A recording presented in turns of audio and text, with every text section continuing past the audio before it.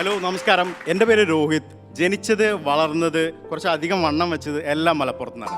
മലപ്പുറം എന്ന് കേൾക്കൊണ്ടാണ് നിങ്ങൾ ഫുട്ബോൾ. എവിടെ ജനിച്ചത്? പാലക്കാട്. പാലക്കാട് ഏത് ഭാഗം? എൻ്റെ എല്ലാ ഭാഗവും പാലക്കാട് തന്നെ ജനിച്ചത്.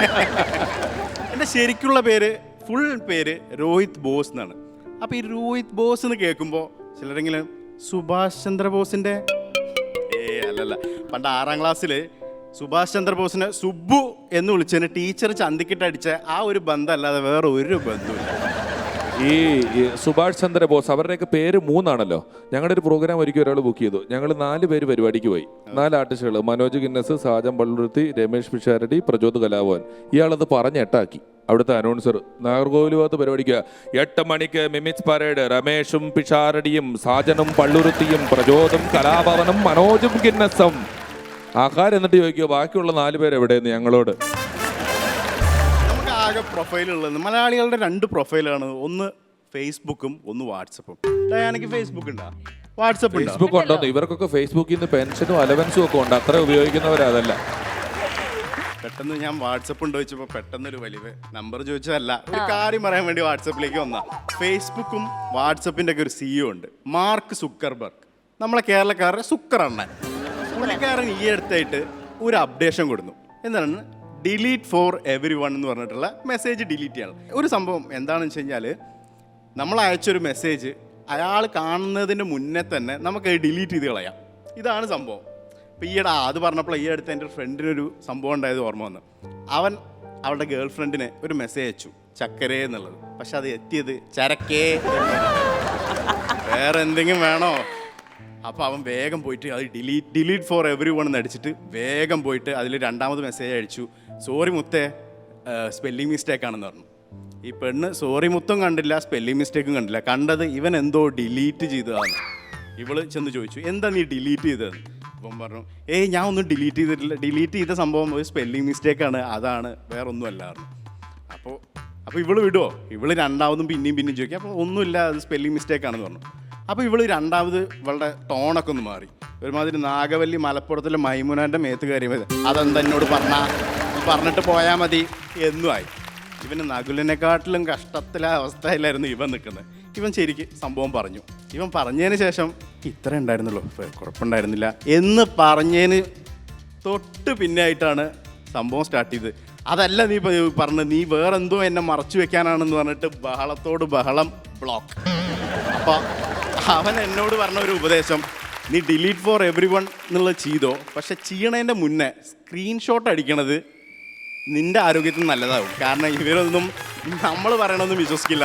ഈ ഡിലീറ്റ് ഫോർ എവരി മാത്രമല്ല, ഈ ഓട്ടോ കറക്ഷൻ എന്ന് പറഞ്ഞൊരു സാധനമുണ്ട്. നമ്മൾ ടൈപ്പ് ചെയ്യുന്നതിൻ്റെ സ്പെല്ലിങ് കറക്റ്റ് ആക്കിയിട്ട് മൊബൈൽ നമുക്ക് ഇങ്ങോട്ട് പറഞ്ഞു തരും. അപ്പം എൻ്റെ ഒരു കൂട്ടുകാരന് ഫോർഡ് എൻഡോവറിൻ്റെ വണ്ടിയിൽ കമ്പനി ജോലി കിട്ടിയപ്പോൾ വെറുതെ അറിയാൻ വേണ്ടി വേണ്ടിയിട്ടൊന്നുമല്ല, വേറൊരു കൂട്ടുകാരൻ അവനൊരു മെസ്സേജ് അയച്ചു, can you please say what is the approximate price for Ford Endeavour എന്ന് പറഞ്ഞ് ഇവനൊരു മെസ്സേജ് വിട്ടു. കുറച്ച് കഴിഞ്ഞപ്പോൾ അവൻ തിരിച്ചൊരു മറുപടി വിട്ടു, according to the brand minimum of 50 and maximum of 150 എന്ന് പറഞ്ഞ് തിരിച്ച് മറുപടി വിട്ടു. ഇവൻ തിരിച്ചു വിളിച്ചു, എന്താടാ ഞാൻ ചോദിക്കുന്നത്? According to brand minimum of 50 and maximum of 150 എന്ന് പറയുന്നത് ഞാൻ ചോദിച്ചത് ഇതാണോ ഇങ്ങനെയാണോ ഉത്തരം പറഞ്ഞിട്ടുണ്ട്. അവൻ ചോദിച്ചു, നീ എന്താ ചോദിച്ചത്? ഞാൻ ചോദിച്ചത് what is the approximate price for Ford Endeavour എന്നാണ് ചോദിച്ചത്. അതാണ് ചോദിച്ചത്. ഇവിടെ കിട്ടിയത് 4 അണ്ടർവെയർ എന്നാണ്. അതാണ് പുള്ളി പറഞ്ഞത്, 50 രൂപയ്ക്കും കിട്ടും 150 രൂപയ്ക്കും കിട്ടും എന്ന് പറഞ്ഞത്. അപ്പോൾ ഈ ഫ്രണ്ടിൻ്റെ അവൻ ബ്രേക്കപ്പ് ആയതിനു ശേഷം ഇപ്പം നമ്മൾ മലയാളികൾക്കുള്ള ഒരു സ്വഭാവമാണ് വാട്സപ്പിൽ സ്റ്റാറ്റസ് ഇടുക. സങ്കടം വന്നാലും സന്തോഷം വന്നാലും ആരെങ്കിലും മരിച്ചാൽ കൂടെ ഒരു സ്റ്റാറ്റസ് ആവും. അപ്പോൾ ഞാനൊരു ദിവസം ഇവൻ്റെ സ്റ്റാറ്റസ് ഫീലിംഗ് ലോൺലി, എന്നോട് സംസാരിക്കാൻ ആരും ഇല്ല എന്ന് പറഞ്ഞിട്ടൊരു സ്റ്റാറ്റസ് ഇട്ടു. ഞാൻ ചോദിച്ചു, അയ്യോ ഇവനെന്താ പറ്റി വെച്ചിട്ട് ഫോൺ എടുത്ത് അവനെ വിളിച്ചപ്പോൾ, അളിയാ ഞാൻ പിന്നെ വിളിക്കാം, ഞാൻ ഗാനമേളയുടെ ഇടയിലാണ്. ഗാനമേളേൻ്റെ ഇടയിലിരിക്കുന്ന ഇവൻ എന്തിനാ ഫീലിംഗ് ലോൺലി എന്നുള്ള സ്റ്റാറ്റസ് ആണ് എനിക്ക് മനസ്സിലായിട്ടില്ല. അതേപോലെ തന്നെയാണ് നമ്മളെ വാട്സപ്പിലെ വേറൊരു ഗ്രൂപ്പ് എന്നുള്ളത്, വാട്സപ്പ് ഗ്രൂപ്പ്. എല്ലാവർക്കും അറിയാം, നമുക്ക് എല്ലാവർക്കും ഉള്ള കുറേ ഗ്രൂപ്പുകളാണ്. സ്കൂളിൽ പഠിക്കുമ്പോൾ ഒരു ഗ്രൂപ്പ്, കോളേജിൽ പഠിക്കുമ്പോൾ ഒരു ഗ്രൂപ്പ്, ഫാമിലി ഗ്രൂപ്പ്, ടൂർ പോകണ്ടെങ്കിൽ അതിനൊരു ഗ്രൂപ്പ്, സിനിമ തുടങ്ങുകയാണെങ്കിൽ അതിൻ്റെ ഒരു ഗ്രൂപ്പ്. ഗ്രൂപ്പുകളുടെ ഒരു പ്രത്യേകത പറഞ്ഞു കഴിഞ്ഞാൽ സ്റ്റാർട്ടിങ്ങിൽ ഇവർക്ക് ഭയങ്കര ആക്റ്റീവായിരുന്നു, കട്ട എന്ന് പറഞ്ഞിട്ട് മെസ്സേജുകൾ. പിന്നെ കുറച്ച് കഴിഞ്ഞാൽ 2 മെസ്സേജ് വന്നാലായി എന്നുള്ള അവസ്ഥയിലാണ് ഈ സംഭവം. ഇത് നേരെ മറിച്ചാണ് നമ്മളെ ഫാമിലി ഗ്രൂപ്പ്.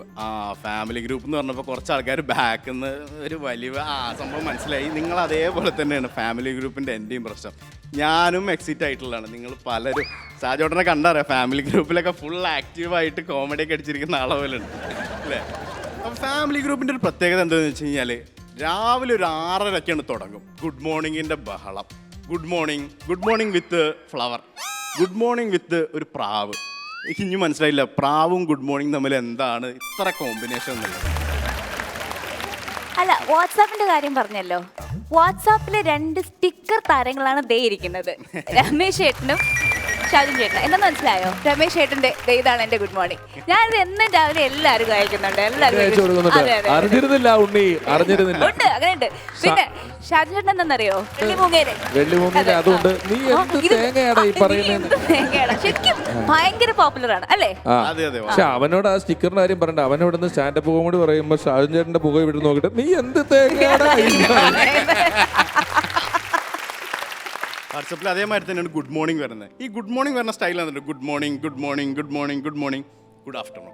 വേറെ ആരുമല്ല, ഞാൻ തന്നെയാണ്. ഞാൻ ആ സമയത്താണ് എഴുന്നേൽക്കുക, വേറെ ഒന്നും പറയാനില്ല. ഈ സമയത്താവും ഒരു ഓടി വന്നിട്ട് എൻ്റെ അമ്മാവനാണ് വോയിസ് മെസ്സേജ്, നീ ഇപ്പോഴാണോ അവിടെ എഴുന്നേറ്റ്, നിനക്ക് പണിക്കൊന്നും പോയിക്കൂടെ എന്ന് പറഞ്ഞിട്ട് വളരെ ഉപദേശം സ്റ്റാർട്ട് ചെയ്യും. ഈ ഒരു പ്രത്യേകത എന്താണെന്ന് വെച്ച് കഴിഞ്ഞാൽ നമുക്ക് ഈ പണ്ട് കാലത്തൊക്കെ ഉപദേശം കേൾക്കണമെങ്കിൽ നമുക്ക് റിലേറ്റീവ്സിൻ്റെ വീട്ടിൽ പോയാലായിരുന്നു കേൾക്കുന്നത്. ഇപ്പോൾ നേരെ ഡിജിറ്റൽ ഉപദേശമായി. അതായത് ഞാൻ ഒരു ഫോട്ടോ ഒക്കെ DP ഒക്കെ ഇട്ട് കഴിഞ്ഞ് കഴിഞ്ഞാൽ അപ്പോൾ വരും, എന്താണ് അതിൻ്റെ മുടിയൊക്കെ ഇങ്ങനെ ഇരിക്കുക, ഒരു മനുഷ്യകോലത്തിലൊക്കെ നടന്നൂടെ. ഈ മുടി വളർത്തിയ കുറ്റം പറയുന്ന ഈ അമ്മാവൻ്റെ പഴയകാല ഫോട്ടോ എടുത്താൽ മനസ്സിലാവും ഹിപ്പി സ്റ്റൈലിലാണ് മുടിയിരിക്കുന്നത്. നല്ല ആളല്ലേ എന്നിട്ട് നമ്മളെ കുറ്റം പറയാൻ വരുന്നത്. മാത്രമല്ല ചിലർ നമുക്ക് ഒന്നും പറയാനില്ലാത്ത ഫോട്ടോയൊക്കെ വാട്സപ്പിൽ ഇട്ടിട്ട് ഇതിൻ്റെ റിപ്ലൈ ചെയ്തില്ലെന്ന് പറഞ്ഞ് പിണങ്ങുന്നേ. നമ്മൾ എന്ത് പറയാനാ? എബ്രഹാം ലിങ്കൻ്റെ ഒരു സ്റ്റേറ്റ്മെന്റ് ഒക്കെ എടുത്തിട്ട് നമ്മൾ ഇതിന് റിപ്ലൈ ചെയ്യണമെന്ന് പറഞ്ഞാൽ നമ്മളെ കൊണ്ട് പറ്റുന്ന കാര്യമാണോ?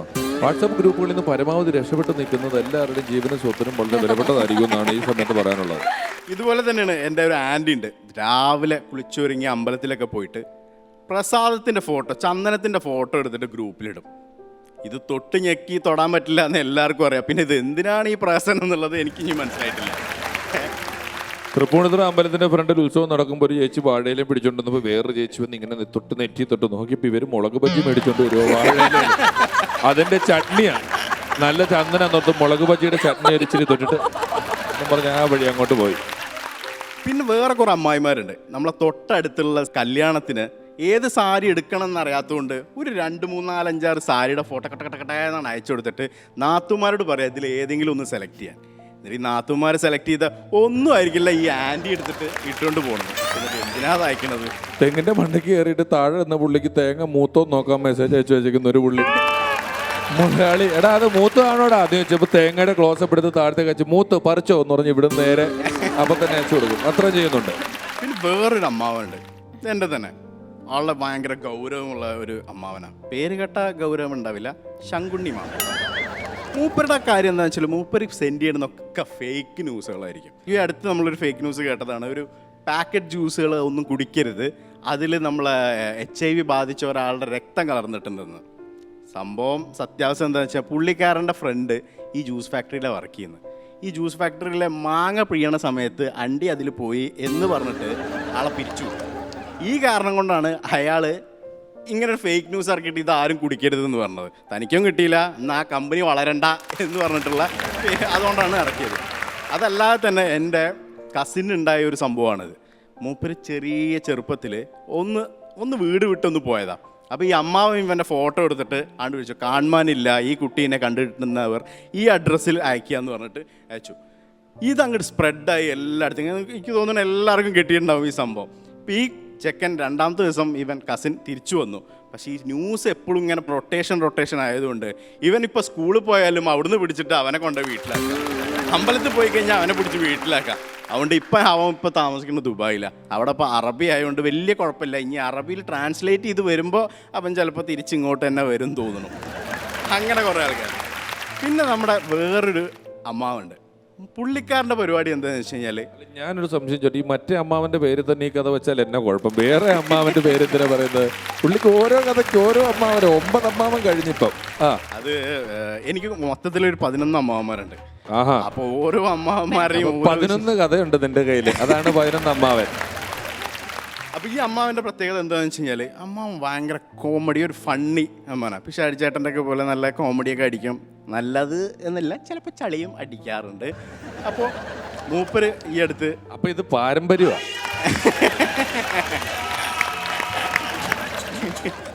അപ്പോൾ മൂപ്പരുടെ പ്രത്യേകത പറഞ്ഞാൽ മൂപ്പര് വാട്സപ്പിൽ പഴയകാല കോമഡികളാണ് അയക്കുന്നത്. ഉദാഹരണം പറഞ്ഞു കഴിഞ്ഞാൽ ചിലപ്പോൾ നിങ്ങൾക്ക് ആ ലെവൽ മനസ്സിലാക്കാൻ പറ്റും. ആനയും ഉറുമ്പും ഫ്രണ്ട്സായിരുന്നു. അപ്പോൾ ഒരു സമയത്ത് ഉറുമ്പിനെ കാണാതെ അപ്പോൾ ആന കുറേ സ്ഥലത്ത് ഇറങ്ങി നടന്ന് അവസാനം അമ്പലത്തിലുണ്ട് എന്ന് മനസ്സിലാക്കി അമ്പലത്തിൽ ഉറുമ്പിനെ കണ്ടുപിടിച്ചു. അപ്പോൾ ഉറുമ്പ് ചോദിച്ചു, നീ എങ്ങനെ എന്നെ കണ്ടുപിടിച്ചു എന്ന് ആന പറയുന്നിടത്ത് ഒരു ക്വസ്റ്റ്യൻ മാർക്ക് ഇട്ടിട്ട് അമ്മാവൻ നിർത്തി. നിങ്ങൾ ഉത്തരം പറയാം. ഷാജു ചേട്ടനാണെങ്കിൽ എന്ത് ഉത്തരം പറയും? ചെരുപ്പ് അമ്പലത്തിന് മുമ്പിൽ കിടന്നു. അമ്മാവൻ്റെ അതേ ലെവൽ തന്നെയാണ്. അപ്പോൾ അതേപോലെ തന്നെയാണ്. അപ്പോൾ ഇതിന് ഗ്രൂപ്പിൽ വരുന്ന കയ്യടിയും ചിരിയും ഇമോജികളൊക്കെ കണ്ണിന്ന് വെള്ളം വരുന്ന ഇമോജിയൊക്കെ ഇതൊക്കെ പാടെ നിറഞ്ഞിരിക്കും. അപ്പം ഞാൻ നോക്കുമ്പോൾ വേറൊരുത്തൻ്റെ വോയിസ് മെസ്സേജ്, അത് ഈ അമ്മാവൻ്റെ മകൻ്റെയാണ്. അച്ഛാ അടിപൊളി എന്ന് പറഞ്ഞിട്ട് ഞാൻ വിചാരിച്ചു ഈ കോമഡിക്കൊക്കെ ഇവൻ ചിരിക്കണമെങ്കിൽ സാധാരണ ഞാനൊരു കോമഡി പറഞ്ഞു കഴിഞ്ഞാൽ അവൻ ചളി എന്ന് പറയുന്ന ഇവൻ ഈ കോമഡിക്കൊക്കെ ചിരിക്കണമെങ്കിൽ ഞാൻ ചോദിച്ചു എന്തോ ഒരു കാര്യമുണ്ട്. അപ്പോൾ ഞാൻ ഇവനെ വിളിച്ചിട്ട് ചോദിച്ചു, എടാ നിൻ്റെ അച്ഛനോടൊന്ന് നിർത്താൻ പറയും, ഇങ്ങനത്തെ കോമഡി ഒന്നും അടിക്കല്ലേ എന്ന് പറഞ്ഞു. അപ്പോൾ അവൻ പറഞ്ഞു, അല്ല അച്ഛൻ ഈ കോമഡിക്കൊന്ന് അച്ഛനൊന്ന് സപ്പോർട്ട് ചെയ്ത് കൊടുക്കാനാണ്, കാരണം അടുത്ത മാസം എനിക്കൊരു iPhone 12 മേടിച്ചു തരാമെന്ന് പറഞ്ഞിട്ടുണ്ട്. അപ്പോൾ ഇപ്പം അച്ഛനെ മാനസികമായി തളർക്കണ്ട എന്ന് കരുതിയിട്ട് നല്ല സപ്പോർട്ട് ചെയ്താണെന്ന് പറഞ്ഞു. എനിക്കിതൊന്നും അറിയാത്ത ധർമ്മജൻ ഒരിക്കൽ ഒരു ഗ്രൂപ്പ് ഉണ്ടാക്കി, ഞാനും അവനും മാത്രമേ ഉള്ളൂ. അവന് നേരിട്ട് അയച്ചാൽ പോലെ 2 പേരും ഇവിടെ ഗ്രൂപ്പ് ഉണ്ടാക്കിയത് എന്തിനാ? ഫ്രണ്ട്സ് എന്ന് പറഞ്ഞ ഗ്രൂപ്പ്, ഞാനും അവനും മാത്രമേ ഉള്ളൂ. വേറൊരുത്തരുണ്ടായിരുന്നു പണ്ട് ആയ കാലത്ത്, അവൻ SMS ഉള്ള കാലത്ത് SMS അയച്ചിട്ട് അത് കിട്ടിയോ എന്ന് എന്നെ വിളിച്ചു ചോദിക്കുമായിരുന്നു.